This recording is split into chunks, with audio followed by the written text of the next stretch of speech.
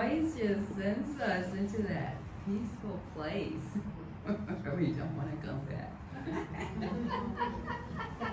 She does it every time. Thank you.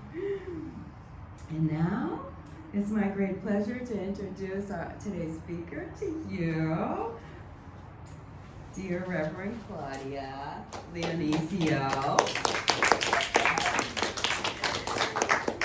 She's been around a little while,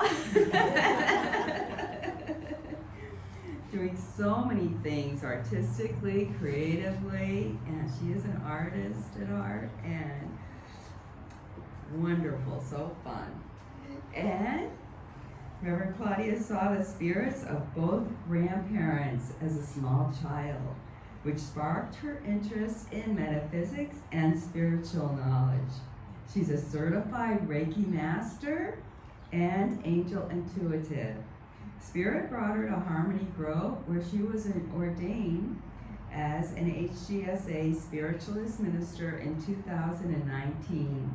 She's honored to serve as a healer, chair, medium, teacher, theater artist, and HGSA psychic fair reader. And Reverend Claudia offers nature-based healing ceremonies, knowing the worlds of spirit, art, and nature are intrinsically linked. Let's welcome warmly, please, Reverend Claudia Leonesio.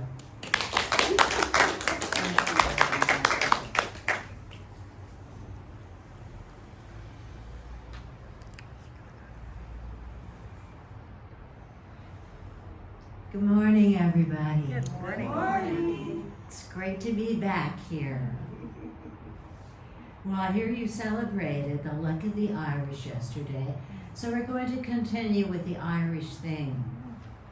To the people of the mystic Emerald Isle, Ireland, the supernatural and natural worlds were totally inseparable. Spirits and deities inhabit trees, rivers, bogs, mountains, and seas. All life was considered sacred. Druid, shaman, priests, poets, and bards, gods and goddesses, Catholic saints, the hills of Tara, kings, fairies, leprechauns, and stone circles as old as the pyramids tell the story of this mythic land. Now, Tuesday we wear green celebrating St. Patrick's Day, and Friday ushers in the spring equinox Ostara, which provides us with a cosmic point of balance in these chaotic times. Honored singers, storytellers, musicians, and poets were called bards. Those skilled in the arts had the ability to influence destiny. This was an oral tradition where history, stories, songs, and poems had to be memorized. Bards were masters of poetic and rhythmic power with their voices and gestures. Many bards heeded the calling to become druids.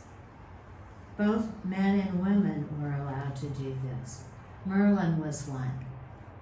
The ruler of the Roman Empire, Julius Caesar, observed it took 20 years of training to become a druid. They worshipped gods and triple goddesses. The concept of the Trinity originated here. Druids were priests, shamans, advisors to royalty, and astrologers. Their intellectual and spiritual power informed art and life. Every 3 years, the Assembly of Peace at Tara was held 3 days before Samhain, or Halloween, and 3 days after, where making peace, passing laws, and entering into friendly alliances. Anyone caught breaking the peace was put to death. At Samhain, the Sidhe or fairy gates open, and the ancestors draw near, all experiencing the overlapping of both worlds. Druids interpreted the signs from the land, animals, stars, and dreams. They had a gift of prophecy. As seers, They were masters of the supernatural arts. They saw a single life force in all of creation. Time was not linear but circular, a continuous cycle of birth, death, and rebirth. Death was only a changing place to the other world. Druids were able to shapeshift to animals, fish, and birds. Close attention was paid to the flight patterns of birds, their habits, and their songs, and used for divination purposes. After the passing of his crane companion, one druid made a bag of her skin and used it to carry plant herbs and tools for divination. This crane bag had magical powers, and when druid cast spells, they would stand on one leg like a crane.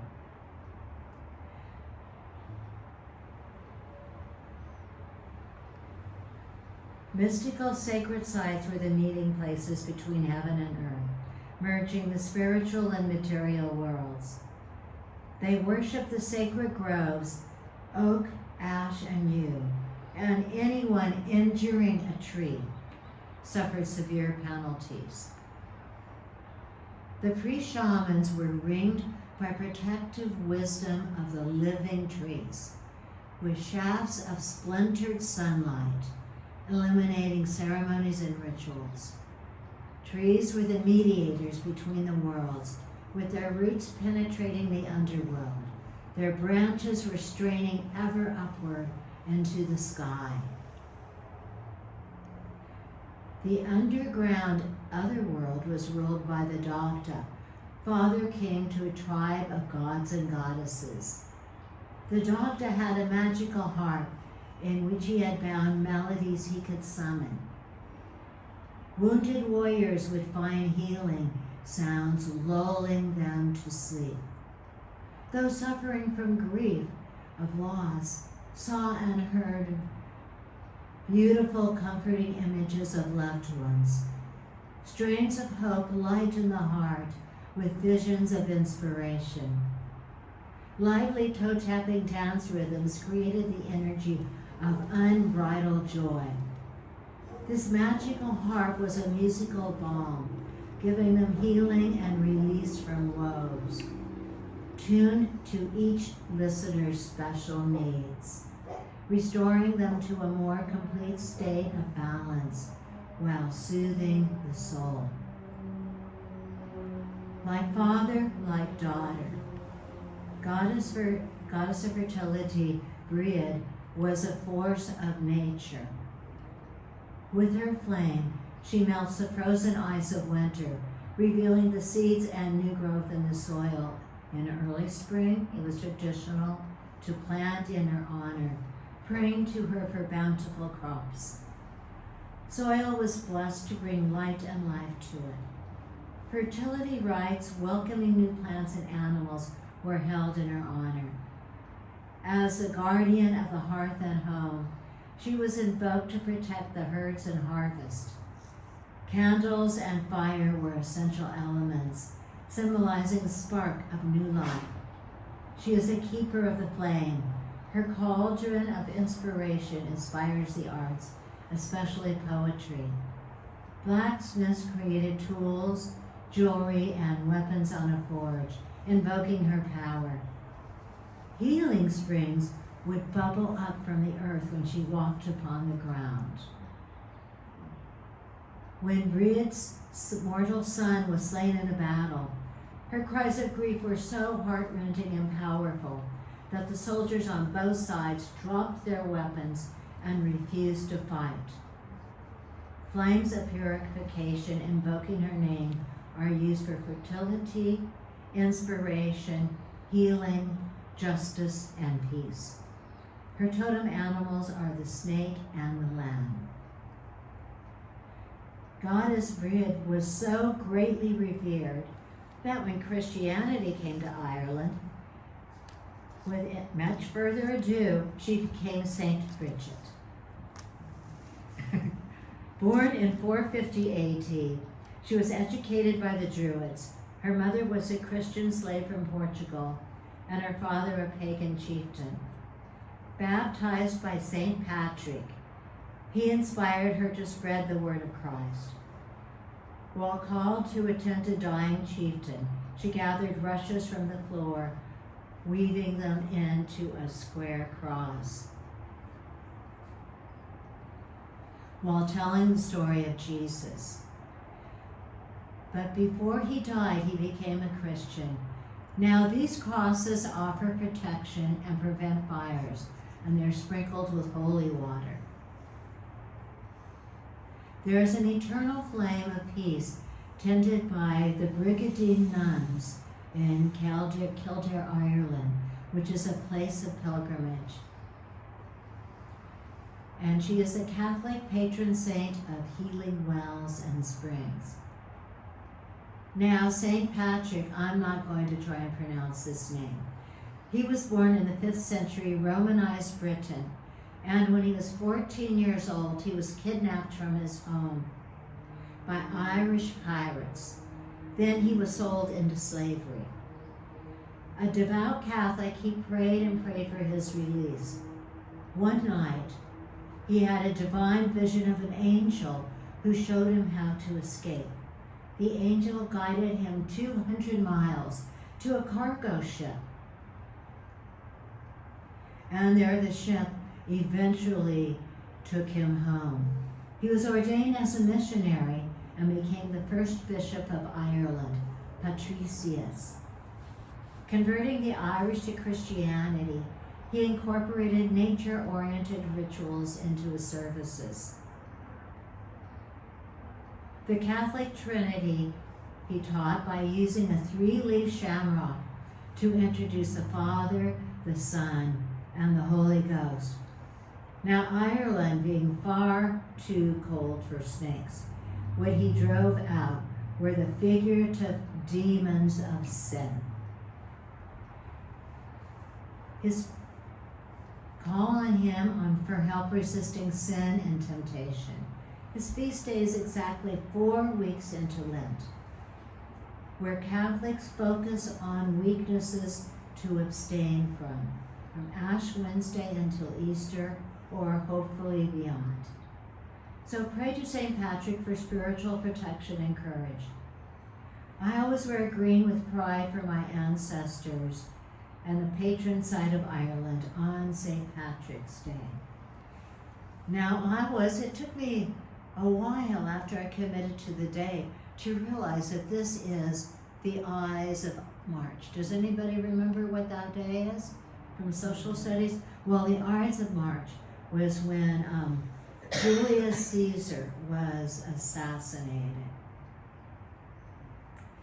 All right, so he ruled most of the known world. Now, right before, a few days before, a soothsayer warned him, beware of the Ides of March. But because he didn't listen, many felt he had outgrown his power. He was far too powerful. And his assassination led to war, and of course, the people suffered. Then, many centuries later, the Tsar of Russia was warned by spiritual leaders that he needed to make reforms for the good of the people. He wrote his forms down on paper, but before he could enact them, he was arrested, and then the new powers to be refused to even listen to the ideas for his people. So, there is abuse of power, love of power, and the power of love. We must remember that power is only loaned. It isn't given permanently. And use it wisely, and only give power to others with your heart-based discernment. We have choices, and let's hope our leaders remember that they serve for the good of the people. Now, our March 3rd eclipse was very powerful. Its effects will be with us for several more weeks. How you choose to move with and through this energy is very important. Every time we allow fear to creep in, we give away our power. And unfortunately, that happens to me. And so what I like to do is I ground myself to the earth. I stand tall and breathe deeply in and let Mother Earth fill me with strength. I hope now that we are outgrowing our 3D polarization of us against them, blue against red. As light workers, we chose to be here right now at this moment in time. How we respond to the chaos around us is a major turning point. So set your intentions and surround yourself with a strong, strong web of light. When you feel stressed, slowly breathe in calm and breathe out hope. So it's calm, hope, calm, hope, calm, hope, like a wave. Now a light is being shown on those who lack integrity and truth, as many things are coming to light. So let's shift the energy by visualizing love, equality, and peace for a more just world. Remember, our thoughts are very powerful, so project them for only the best and highest good. Exercise deep compassion. Be the calm in the storm. Make changes to raise your vibration. Meditate, chant, and balance your chakras. Commune with nature by talking to trees and birds. Dance or sing with unbridled joy. That really raises your vibration. Volunteer for an organization that you feel is making a difference, that truly resonates in your heart. My friend just got a 10-year service award for volunteering for her local wetlands. And she's a full-time caretaker for her partner. She only gets about 5 or 6 hours off in a week if she's lucky. But she's done it for 10 years and she's able to do it. And what she does is she's a marionette artist. So she greets everybody that comes into the wetlands, because she told me years ago that her purpose in life was to spread joy. And so she still is able to do that, bless her heart. So now with Jupiter in Cancer, we have a higher vibration of caring and love. And one of my favorite days, the gateway to the spring equinox, is Friday at 10 a.m., just as the moment the sun crosses the equator. So what this means for us is that the masculine sun and the sacred feminine moon are in perfect balance with each other. And so it's a perfect time for all of us to create new ways of being and plant seeds for our personal growth. See this time as a portal that amplifies our vibrations, rippling outwards with the power of love for all sentient beings. For the next few days, the sun and moon will appear to rise and set at the same time. Try to walk with inner and outer balance. The light will continue to increase until summer solstice in June. So I'll leave you with another triad. This will be our third triad today.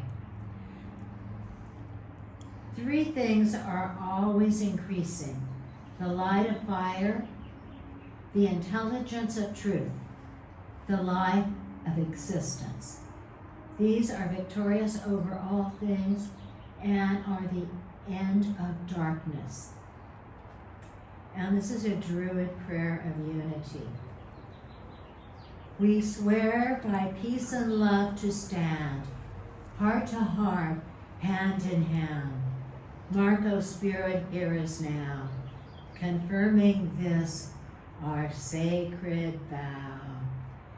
So, light workers, spread your light for all around us.